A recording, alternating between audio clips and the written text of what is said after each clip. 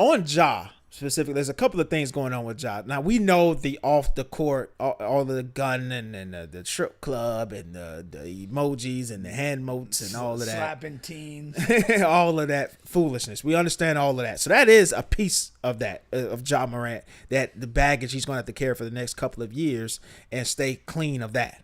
All right. Secondly, though, is injuries.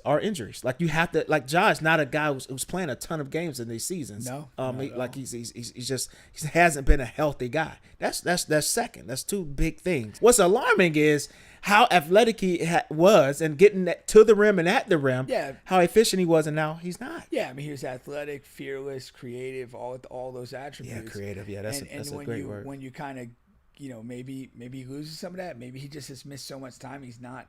Again, he's not really in rhythm, and he has more self-doubt than he ever has. Too. I think there's a lot of things going on with him, and none of them good. All right, so Ja Morant, I actually texted Pink, I think the other day, or did we talk in person? I don't know. Yeah. And about Ja Morant, he had a rough game, and they asked him after the game, and he's like, "Oh, ask the coaches or whatever about it." And so a big story came out about a guy who kind of like. A reporter canvassed the league and asked several executives, like, hey, what would be the market on Ja? And he said that like 90% of the league is kind of like out on him. But there were two teams that were like, hey, that actually asked Memphis, what would a trade look like? Right. And those two teams, surprisingly, Pink, one was the one was the Minnesota Timberwolves. Why is that surprising? I thought that was interesting. And Heat, Timberwolves and Heat. The Heat, yeah, I can see they've been chasing a star since LeBron left. They're just quintessential star fuckers. They just can't help themselves. No, they can't help themselves. Yeah. And but the Timberwolves, that's a dangerous move. That is a dangerous move. This is the same group of people that brought us the Gobert and Towns move, and the Julius Randle which hasn't been terrible, but at the time it was a little dangerous. That Minnesota as an organization struggles for an identity.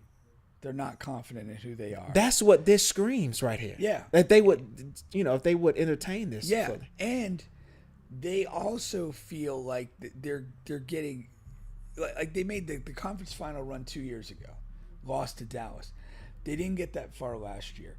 They feel like they like 2 years ago. It felt like they were the up and coming team. Yeah. They're the team. Now you have you go one round less. You don't have anything great going on right now. They're not a bad team, right? But there's no specialness going on there. And you see you are desperate for relevance. You're desperate to contend, and they're not the sharpest tool in the shed.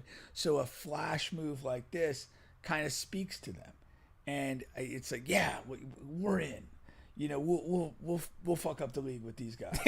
like that's the mentality that they have, and I think that's kind of.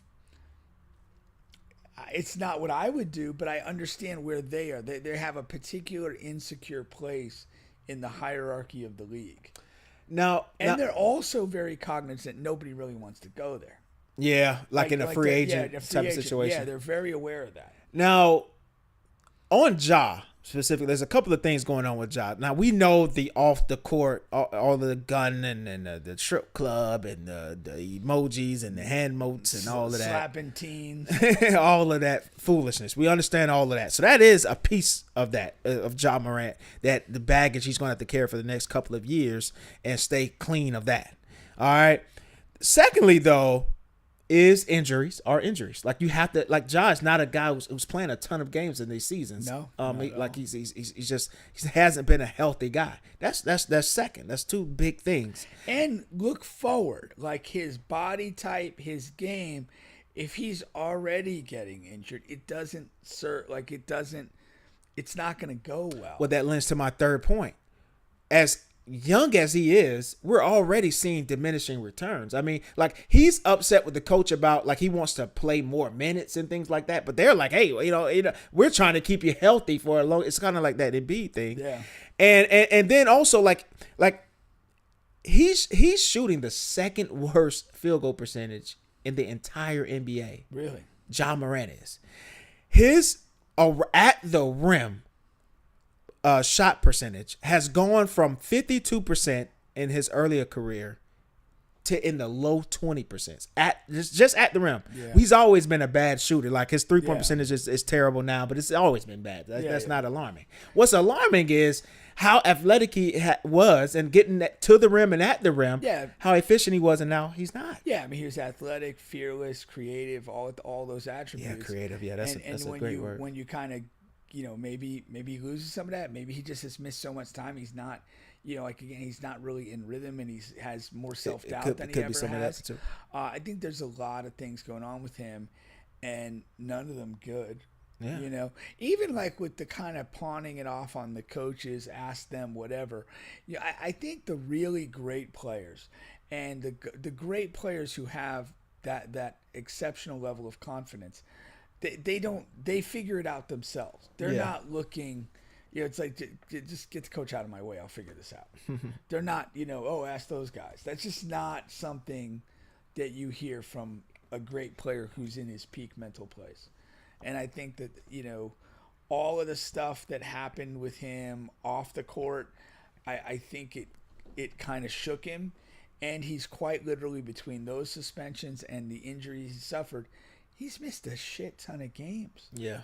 He's not, there's just not like a game rhythm of, playing a bunch of basketball at a high level and stepping on the court night after night and knowing you're the guy. Yeah. Which that's what he believed at the height of his powers, and those days are gone.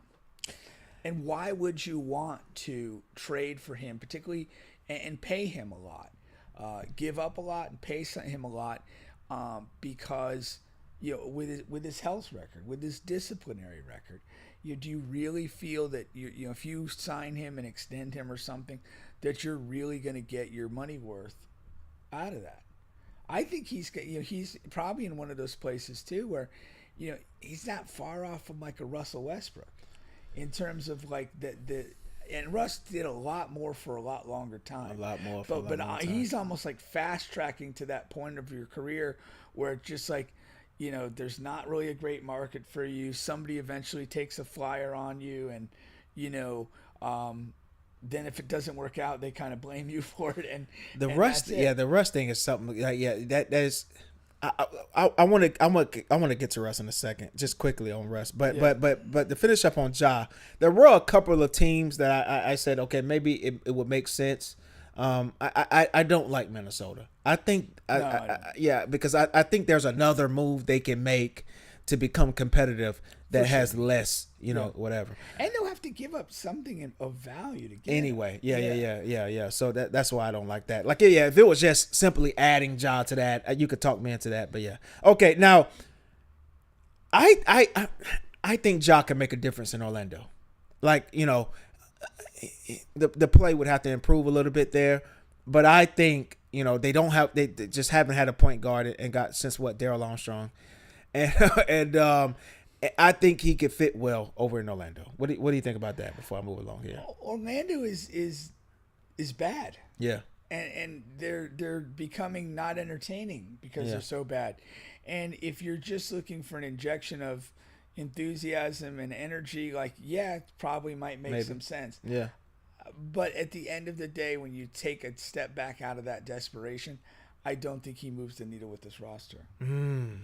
I don't. I mean, Orlando went into this having been in the playoffs like back-to-back years, but not progressed. Right. The what needs to happen is you get in the playoffs and you get to a second or a conference final round. I don't think he helps you get there. I think he's almost too volatile.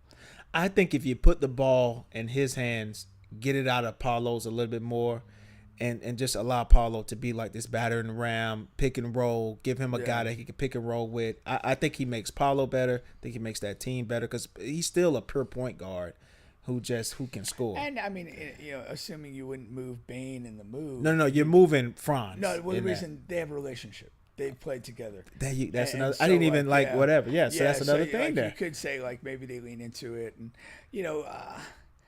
Bane seems like a solid kind of level-headed guy. I mean, maybe he would have a good influence on Ja. Yeah. So I mean, with that in the bag, maybe it's a better move than I thought. Okay. Let me go with this one here. I don't like, but I just whatever. Toronto could use him, but it's like that would be, Toronto's got Grady Dick. Toronto Toronto smacked around the Bucks last night. Yeah. Toronto is one of those teams. They're like a bad, decent team to where if you catch them on the right night and you're not all the way there, it feels like that. Like, you know what I mean? Like they have enough on a given They night have that enough. they could play Yeah. and beat somebody, but like they don't really have enough to do that, 50 times in 82. No. Another one here that I just thought was interesting. New Orleans. Who cares? Him and Zion, the South Carolina boys. I guess Orlando is the only Carolina. interesting one I could come up with. Yeah, But I mean, yeah. you could, you could know what you could have. You could almost like when you had KD, Kyrie, and Harden together. Something You'll like that, you'll have just- Zion and Ja, and over 60 remaining or 70 remaining games, they'll play together 8 times. Zion is out again. Yeah. Now,